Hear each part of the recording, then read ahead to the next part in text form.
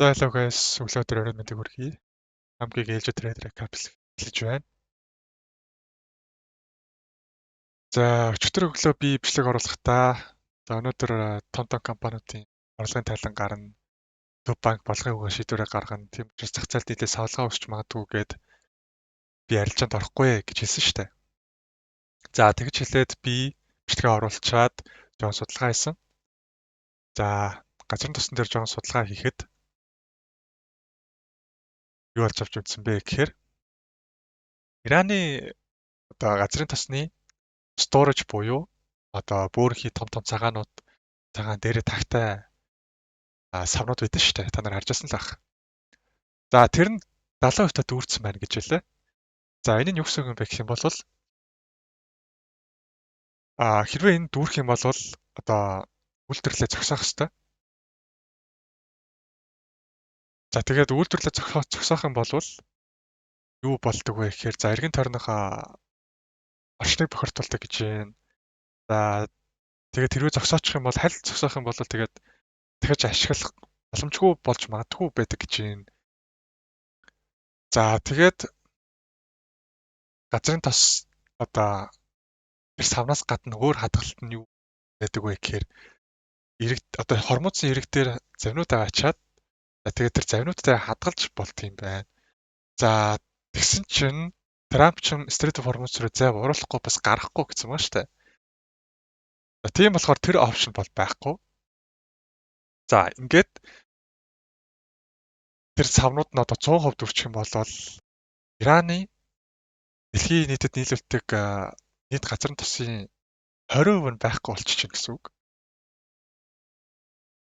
За тэгээд л энэ газрын тос чинь нэлээд амар ингэж өсөж байгаа юм байлаа шүү дээ. Хичнээн US Иран хоёр чинь хэлцээр хийгээд байгаа ч гэсэн инх 50% гэж яриад байгаа ч гэсэн газрын тос өсөж төснийг би ерөөсөй ойлгохгүй байсан.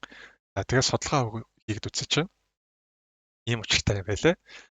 За тэгээд би нэг ойлгочоод өчтөр 4-5 арилж яасан. За ихийг нь алтан дээр харагдаж байна. За би хараалаа.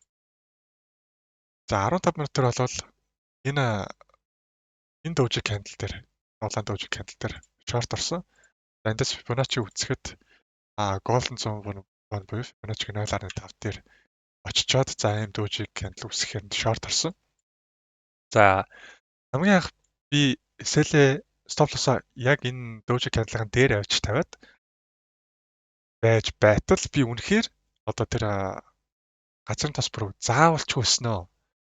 За заавалчгүй өсөх юм бол тэгээд инфляц нэмэгдэнэ. Инфляц нэмэгдэхээр алтны хашуу буурнаа гэд би тэрэнд бүр хит итгэцэн хит нэгтлийг барьсан байсан учраас би стоп лоссод ингээд дээшээ зөөцсөн. За тэгээд дээш хит итгэцэн байсан болохоор би арилж байгаа дээр нэмж орсон. За 2-3 позиц шорт эндээс орж агаад за тэгээд $120 стоп лоссоо цохиулаад гарсан байдгийн. За тэгээд энэ нэгийг харж байгаах энэ жижигхэн шорт. За тэгээд би эндээс ийм дожи кандл үсгэхээр нь бас шорт орсон.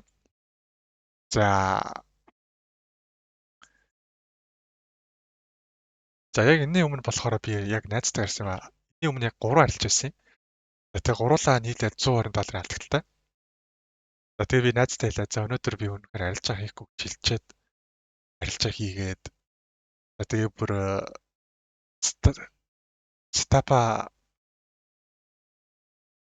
стапа даахгүй би риск менежмент хийхгүй нэлээ факта болчлоо гэдэг.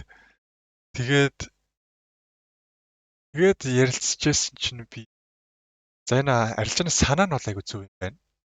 Гэхдээ би риск менежментаа дагаагүй. Тэгээд трейд менежмент ерөөсөө хийгээгүй. Тэгээд сэхлэг батгүй арилж байсан болохоор $120 шийтгэлээ амссан гэж бодоод би за санаа нь бол зөв юм чинь. За энэ Doji Candle-аас би short ороод. За тэгээд сууж байсан чинь евро доллар бас айгүй гоё харагдаад. За тэгээд евро доллар дээр бас short ороод. За ингээ хоёр харилцаа зэрэг явж байгаа шүү дээ. Тэгсэн чинь мэдээ ороод ирсэн. Ямар мэдээ вэ гэхээр Америк чинь Иран руу одоо хөнгөн хэмжээний цохилт өгнө гэх мэдээ ороод ирсэн. За тэгээд ингээд улаан кандалтай хурдан өссөн л дээ. За тэгээд энэ арилжаанд одоо азар л $60 хийсэн болохоор за энэ дээр 30 тэгээд евро доллар дээр бас адилхан 30 шүү дээ. Энэ таас юм аа. За ингээд нийтдээ $60 ашиг хийсэн. За тэгээд 100-ыг алдчихаа 60-ыг авсан. За тэгээд энэ хавцаа ирээд жоохон мэдээ бараг хашиж шингээд байгаа юм шиг харагдаад байхаар нь за тэгээ гараад $60 аваад гарсан. За тэгээд бас одоо санаан зүгээ бодоол яваад байгаа шүү дээ. Тэгээд эндээсээ бас ийм Doji Candle үсгчээд бүр ийм engulfing том candle үсгчээр за энэ баттай юм байна да гэд би эндээс ингээ short орсон. За тэгээ short ороод ингээ гоё явж байгаад энэ минтээс ингээд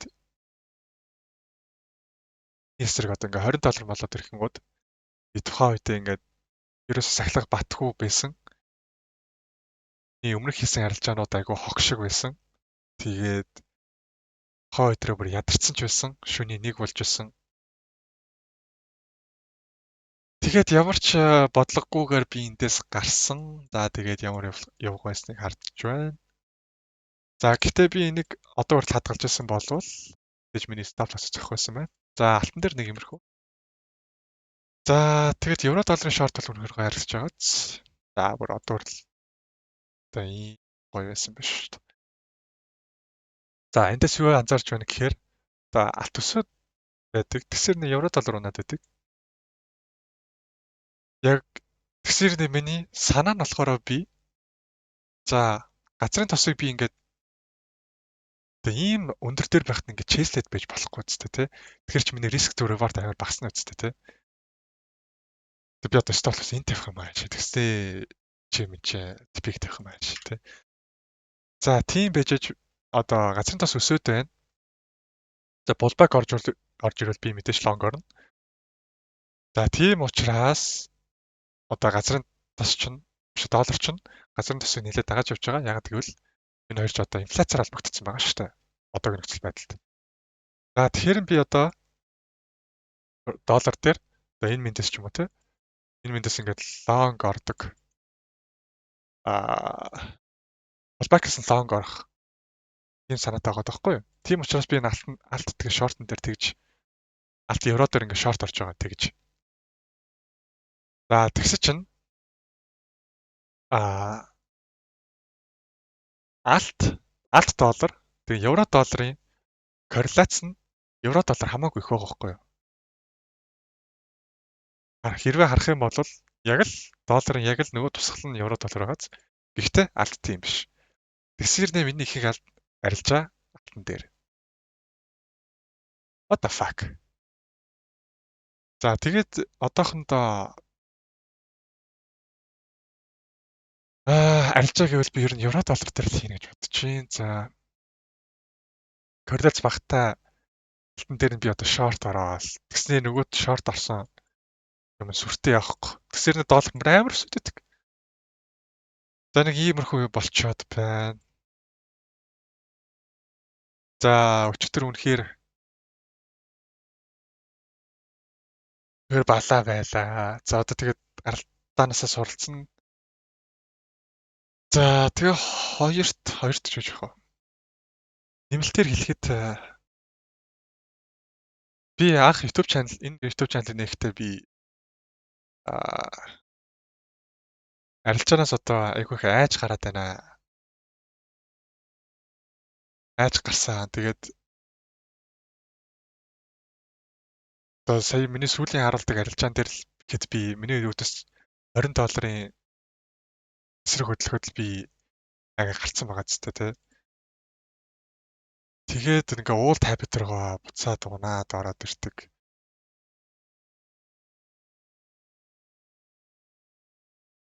За тэгээд тэрийг би анх бичлэгэн дээрээ оруулчаад, анх YouTube чаналдаа оруулчаад тэрэн дээрээ нэлээд ажиллаад тэрэн дээрээ сайжруулалт хийгээд за ерөөсөө арилжаанд алдагдал хүлээхгүй хит дараалж шиг болоод хоёр арилжаанаас $150 олж болоод тэгээд ер нь өөртөө хит итгэлтэй байсан тэрэн дээрээ нэмээд би ойл дээр одоо хит нэг талыг барьсан. За тэгээд ажлын менежментээ барайгүй, арилжааны менежментээ буруу хийсэн. За тэгээд $120 шийтгүүлсэн. За тэгээд 60-ыг нэмж олсон. За тэгээд миний эсрэг $20 хөдлөхтөнд би айгаад гарсан. За тэгэж нэг $80 алдагдaltaй л арилж удаа өчтөр. За нэг тиймэрхүү байна.